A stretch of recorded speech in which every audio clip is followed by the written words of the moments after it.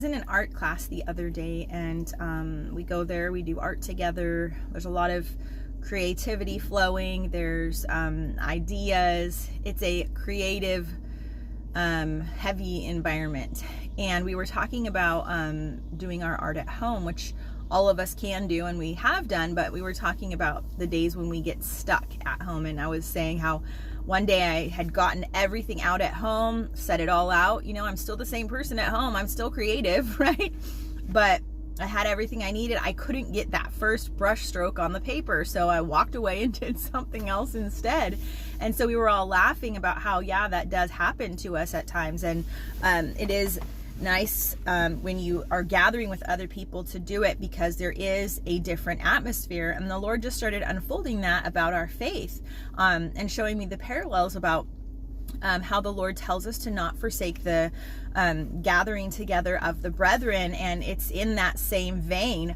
Again, it's, we are children of faith, right? We're children of God, whether we're at a gathering, whether it's a church service or a Bible study or a meetup group where we pray together, whatever it is, however we do that fellowship with other believers, we're the same person, right? We have the same faith when we're there versus when we're at home. But the Lord was saying, it's a faith heavy and faith filled environment, and that there are, instead of one fire of faith burning there's several or many, depending on what atmosphere you're in. But he was saying it's so important to be going to these atmospheres where there's not just being in the presence of other believers, which is important too, but actually being in the presence of other believers and practicing faith together. Just like my art class, we're together, but we're doing art together. And there's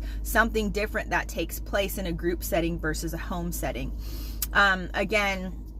The majority of our worship is going to be alone between us and God, and the gathering together is aside to that. So I'm not saying it should be mostly with other people, but we need to have that enough to help keep our it does help us in keeping our fires, our coals of our heart and our faith burning. Just like in being in a creative atmosphere, we need to be in that faith-filled atmosphere. So I would encourage you that if you've pulled back, or if you're not having a lot of that fellowship in your life, make sure to get into those atmospheres, because you will see a shift in your faith. And the enemy loves to get us alone to devour us. And it's a slow but strategic process. Be blessed in Jesus' name.